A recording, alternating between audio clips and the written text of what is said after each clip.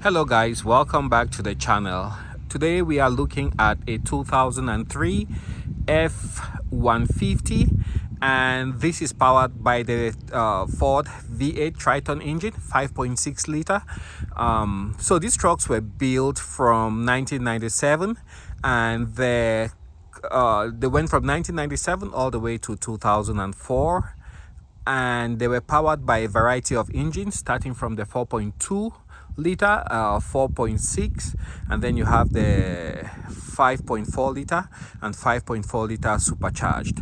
For the trim levels, you had the base truck, and then you had the XL, and then the XLT, and also you had the Lariat, and the top of the line was the King Ranch.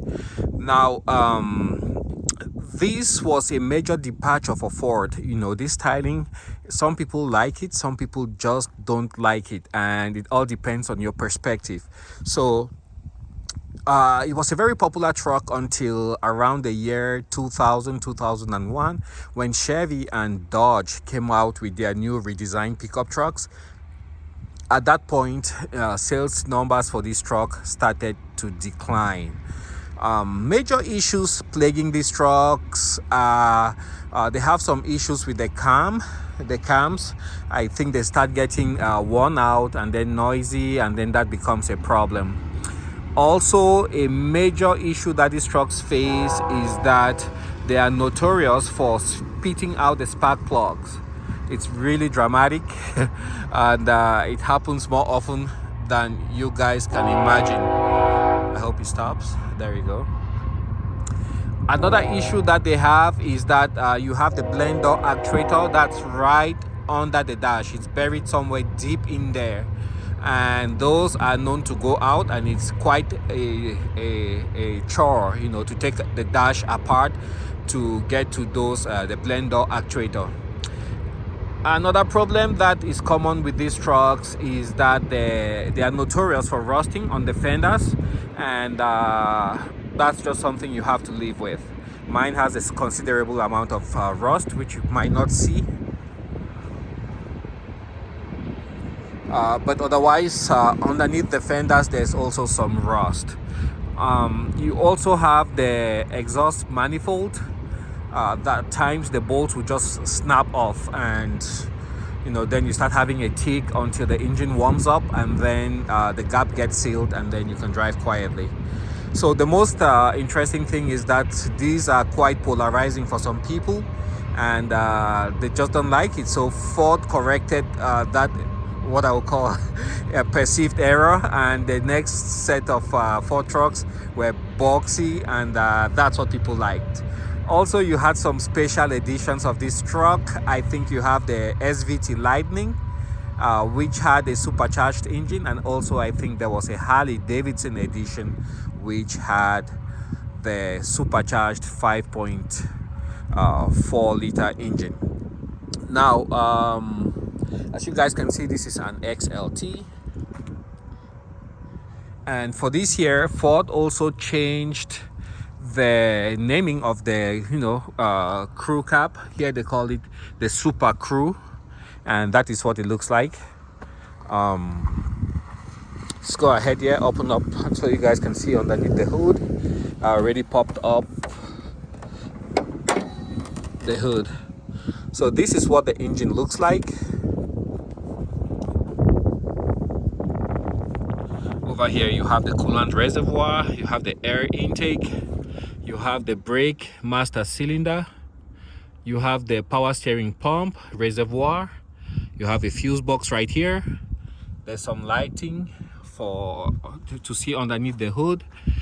The battery is stored on the passenger side. Washer fluid here. This is where you top off the oil, and the dipstick to measure the oil is going to be right there.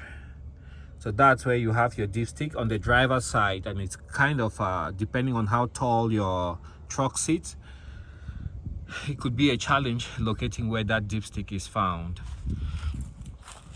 Another interesting thing I want to point out is the fan. As you guys can see,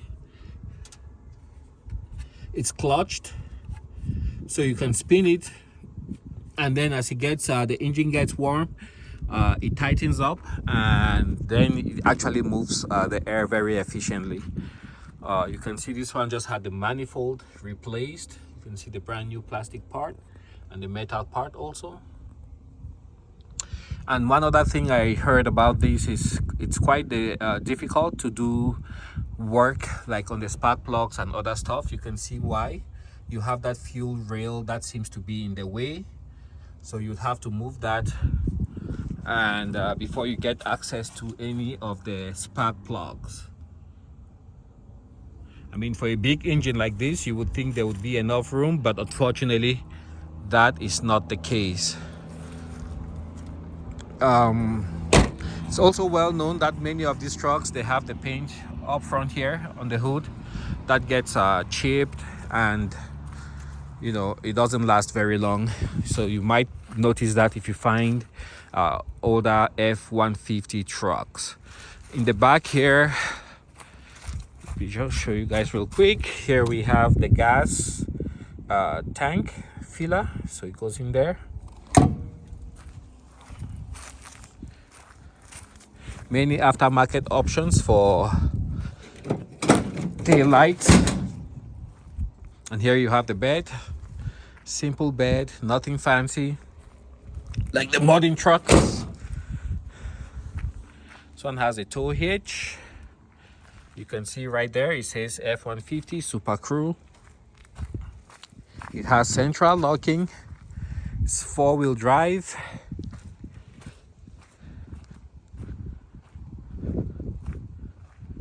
And it's got the old standard screw-on antenna. All right, with that being said, let's jump inside so I can show you guys what it looks like inside. Oh, by the way, depending on the car wash you use, you could actually have water leaking through here. So that's the case on this truck.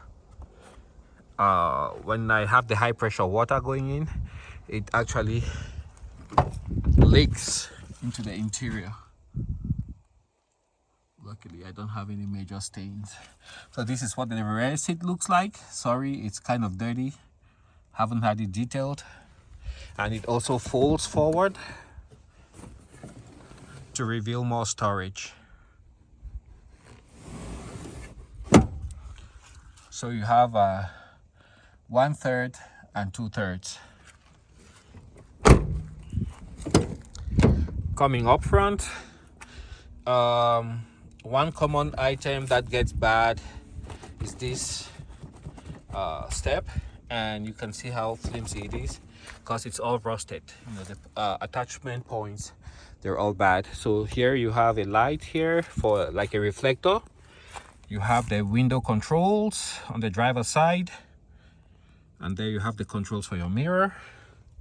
The seat has some power controls on the driver's side, and of course you have the manual controls. Sorry, this is an older truck. Haven't done much to it since I got it.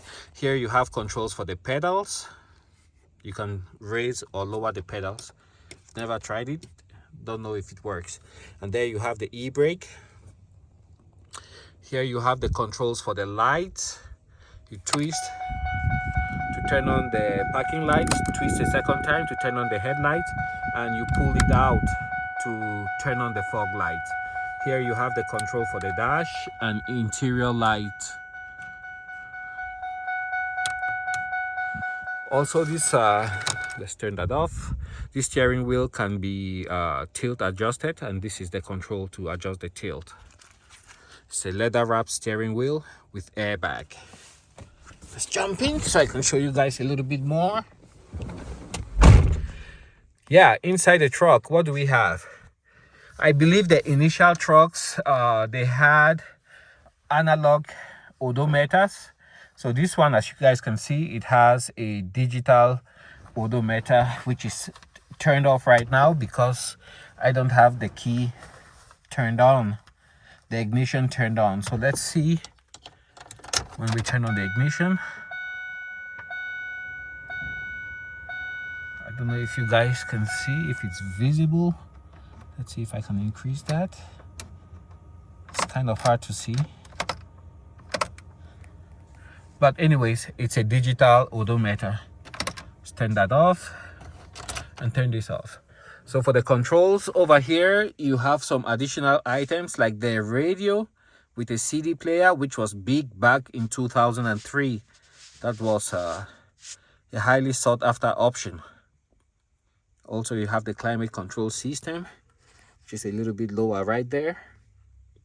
And then here you have your four-wheel drive control for two-wheel high, four high, and four low. Furthermore, to the right, you have a storage compartment right there, a glove box. And on the passenger side, you have the window controls and also the door locks. So above here, you have a compass and a thermometer. So let's turn on the ignition, see what you guys can see. It says like 40 degrees.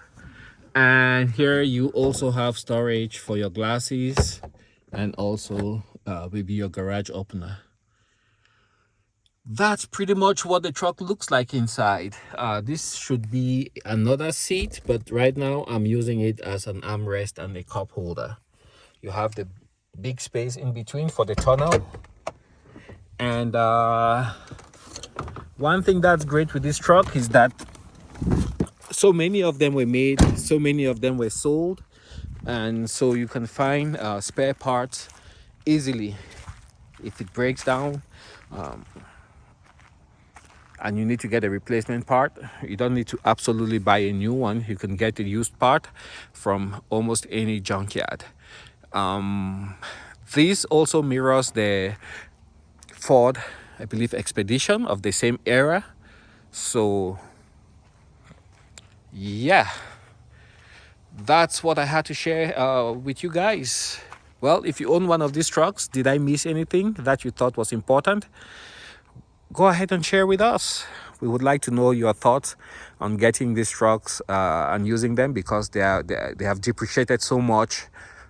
Now they cost almost next to nothing, and they would do the same job that a brand new $60,000, $70,000 truck would do. Thanks for watching, guys. Hope to catch you on the next one.